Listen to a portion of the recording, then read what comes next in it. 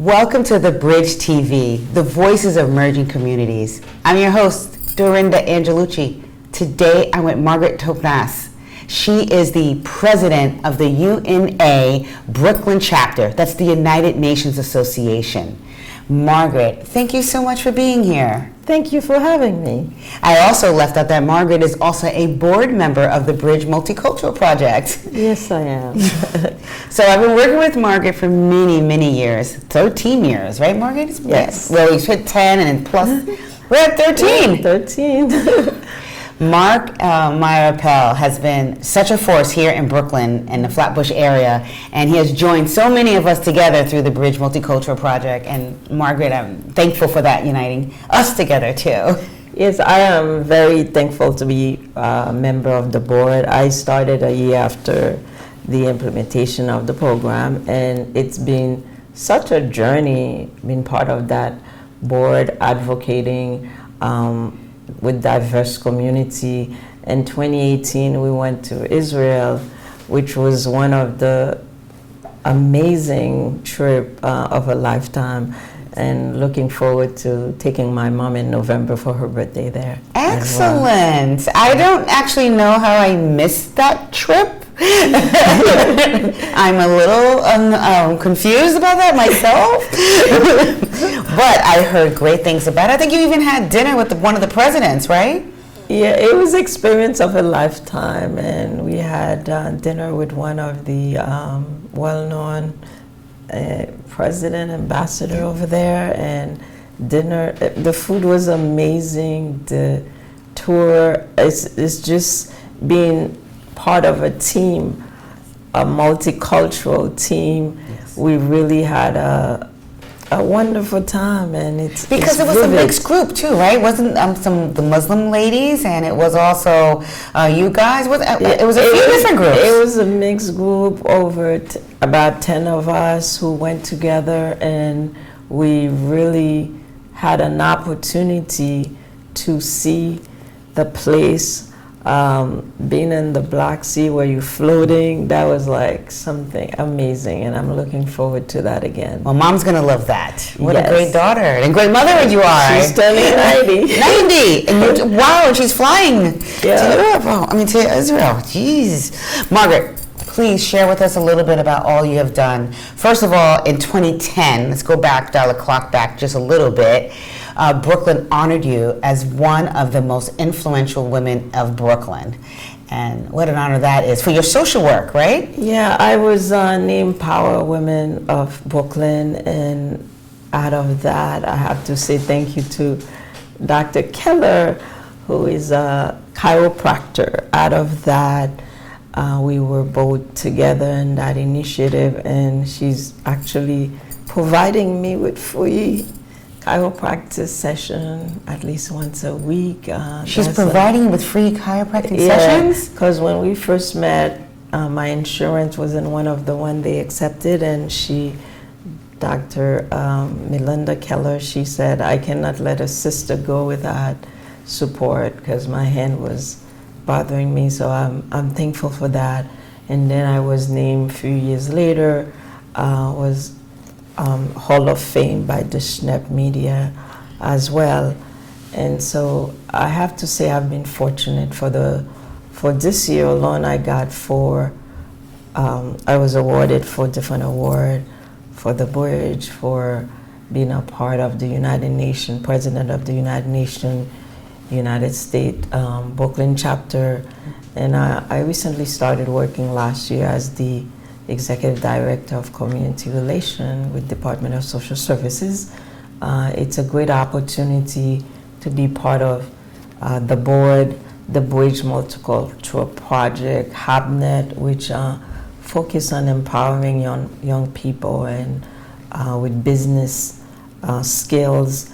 And I'm an honorary member of MIPO, and it's been a great experience, and being part of the Bridge. We recently got a proclamation from the mayor for the work that Margarette have been doing, and we actually went to Albany advocating, which you also went, for the victim Act, which was eventually passed. That's correct. So it's been a great experience, and I can say as a member, as the president of United Nations Brooklyn chapter, this is my 6 years. I've been there a little bit over 6 years.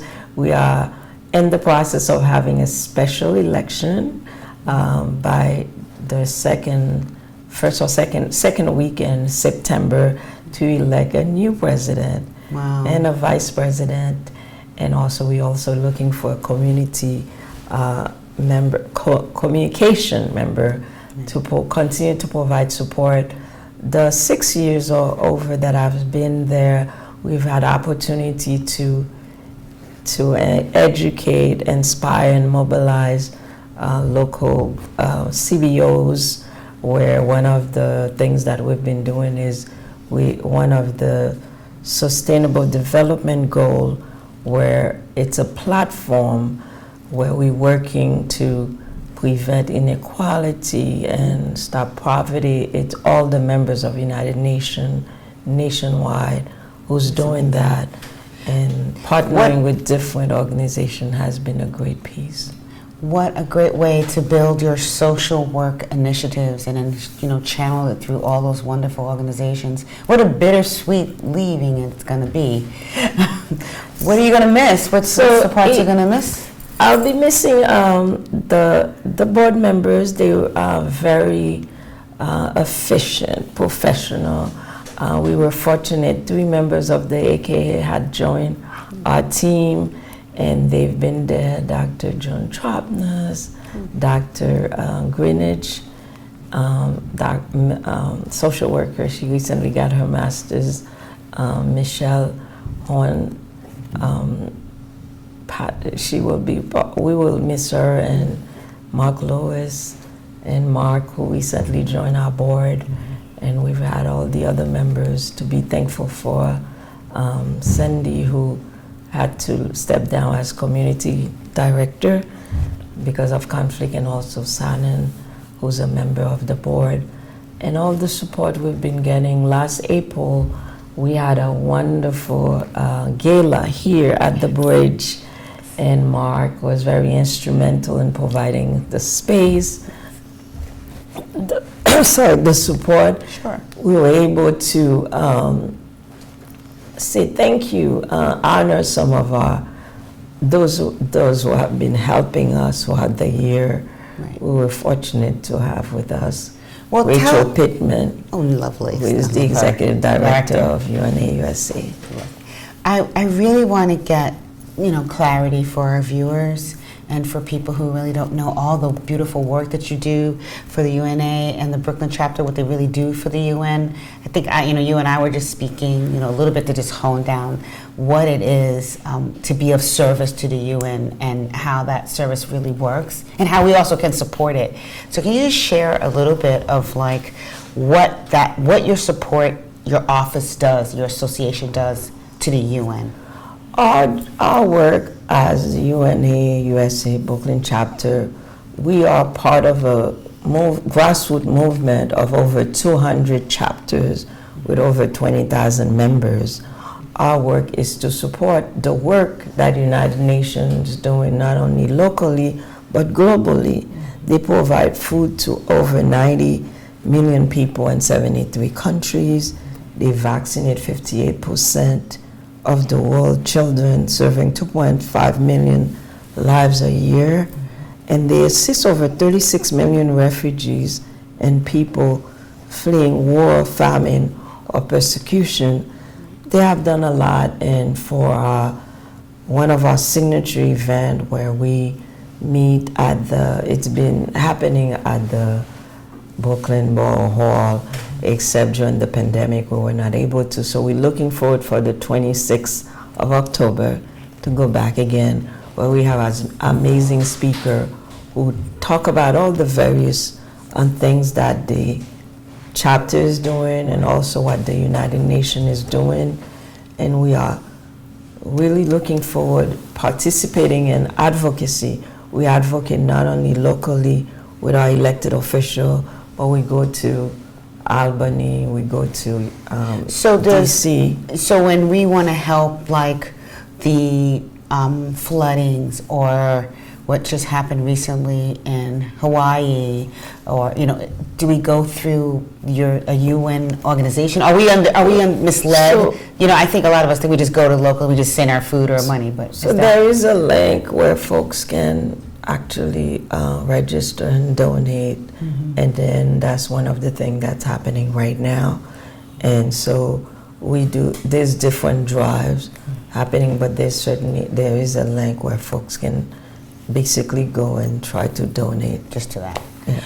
Share a little bit about what is happening respectively now currently. We think that they're going to kind of remove, the House of Congress wants to remove supporting of the... Yeah, the House of Representatives has proposed eliminating the general budget of United Nations. And if that were to happen, it will handicap the work that they are doing. It will prevent us from being the leader representing the United States and the world, and it will definitely be a big deficit in terms of services and support that can be provided overall. Would that also impact, of course, our immigrant situation that we have right here now? It may not be seen, but however, that it will impact everything that we do. That's why in the next couple of weeks, we are urging folks to reach out to their elected official, letting them know of the importance of keeping that funding so the work of the United Nations that is doing here locally and globally can continue.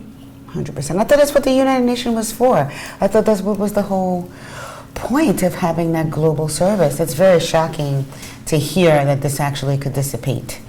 Very, very shocking. It is very shocking to all of us. We recently, in June, we were in Albany, in DC, Washington, DC, advocating with our elected official for funding to continue the work that the United Nations is doing.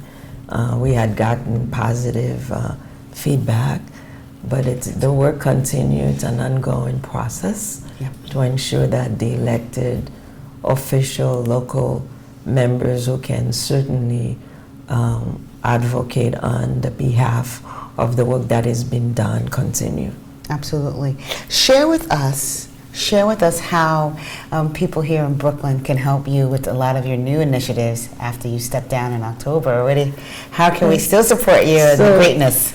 After I stepped down by October, which is when we're having our United Nations celebration, I will continue to be a member of the United Nations USA Brooklyn chapter, because this is what we do. We continue to, whether you are president or just a member, you continue to educate folks to know about what the United Nations does. And some people are not clear in terms of what are they doing. They assist over 36 million refugees and people fleeing the war. Right. They keep peace with 120,000 peacekeepers in 16 operations on 4 continents and more. And they fight poverty, helping 370 million rural poor achieve better lives in the last 30 years or more. So the work continue, and through the Sustainable Development Goal, which is a platform where every member of United Nations working to end poverty, to end segregation, to ensure that support are provided for the women. We continue to do partnerships. SDG 17 is partnering with different CBOs, government, at different levels. Margaret, it's just impactful and very impressive of all the work that you've been doing. I mean, I've like I said, I've known you for 13 years, and I see you as Margaret, and you're just so sweet, and you're so quiet, and you're so wonderful, and you flow in and out of everything so seamlessly. Never can you imagine of all this work that you're doing behind the scenes, and people, I think, not everybody knows that. So I'm really happy that I finally get to share your platforms and everything that you're motivated about. But I don't want you to leave here without sharing what are some of the things that are really coming up for you locally with this community in the next couple of months. In the next couple of months, my job is to try to bring on board the new president who will be taking over, and then also the vice president, and to continue to provide the support needed to ensure of a successful transition. And we are looking forward to our event at Brooklyn Borough Hall, celebration of United Nation, and it's one of our signature events where we get over 200 people sometime attending. It's a bit bittersweet. I've been there for over 6 years, and I look forward to continue to be a part of the movement because the work that United Nations does is something that I support. Providing support to empower young women and young girls so they can become self-sufficient, providing the support needed to be able to sustain one stability. As a social worker for over 30 years, I've seen the changes that happen when people are provided the right resources. I was a director at a domestic violence shelter for over 7 years. I've seen the transition that women have made when they can take the baby step to be able to focus on what they need to do to become not only a survivor but a conqueror. So having said that, I also appreciate the opportunity giving where many of the social work students that I have supervised. I was an adjunct at Silberman School of Social Work for 7 years.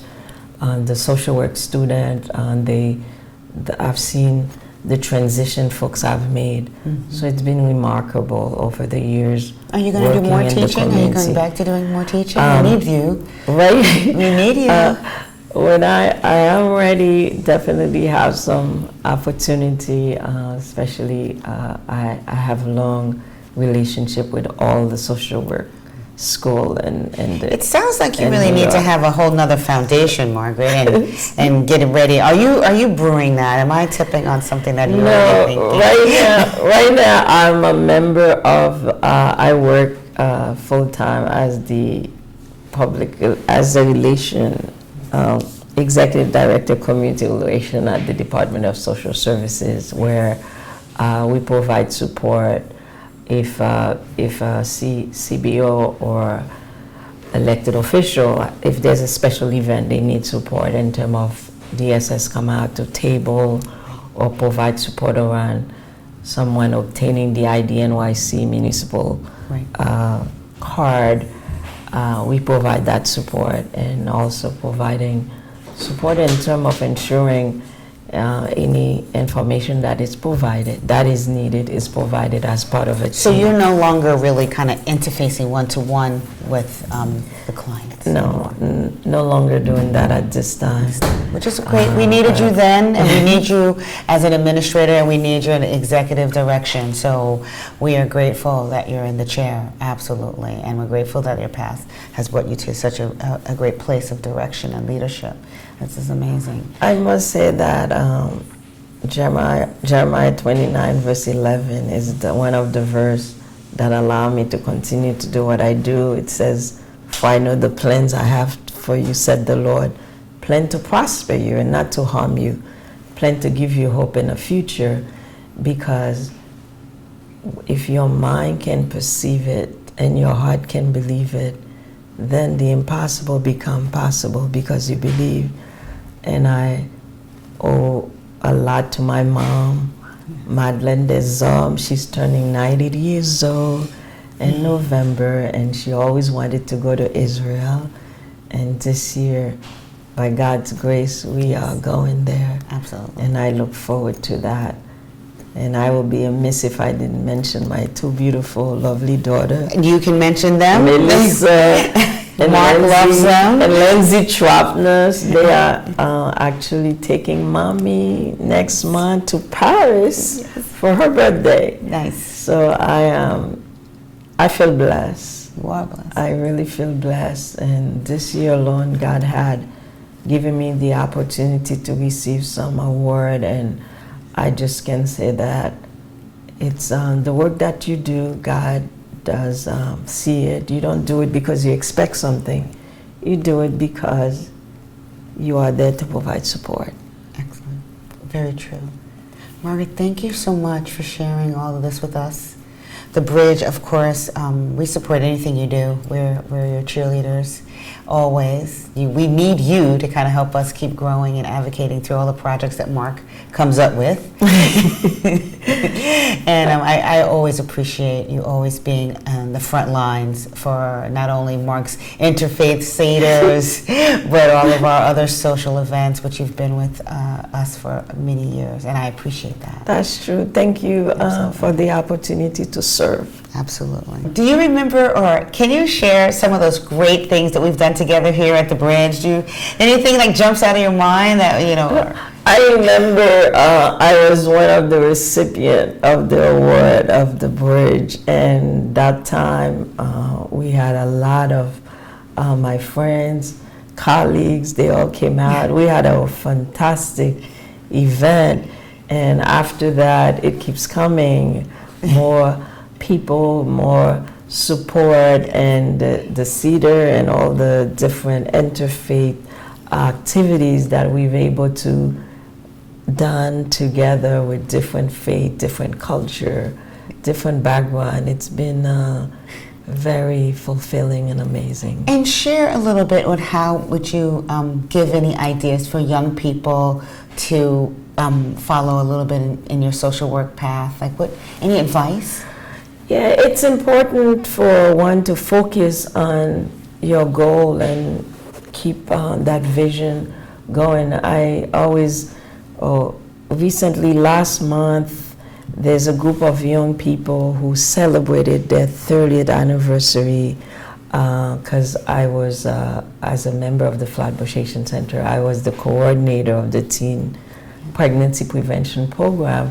So these young folks have kept their relationship for over 30 years as a mentor to them, and also they came all over just to have a reunion.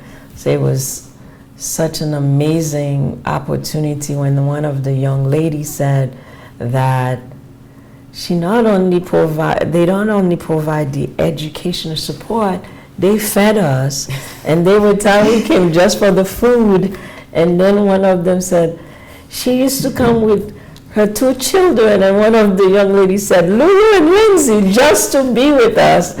Just hearing them remember those days, it take me back, and just seeing these amazing young ladies and men who are now colleagues of mine with their own family, it's amazing. I always wear the lens of safety and well-being, because that is definitely needed. The young women, young men who are coming, we need you. Social work, as a social worker, which is one of the most flexible fields, you can work anywhere. Your support is needed. And giving back to a community where I grew up, coming from Haiti, I came here as a teenager, and just giving the opportunity to be able to do the work that I do. And that is why I constantly go back to my mom, who she's been a Christian. She still directs her choir at 90 years old, believe it or not, very independent. So I tend to say to the young people, don't underestimate the youthful look. I got it from my mom. Exactly. And so that's where it goes. It's been a great journey, and I encourage anyone who wants that support, that it's always there as a mentor, as a supporter. That's what I am. And you're wonderful. Thank you so much, everybody, and tune in next week for another edition of The Bridge TV.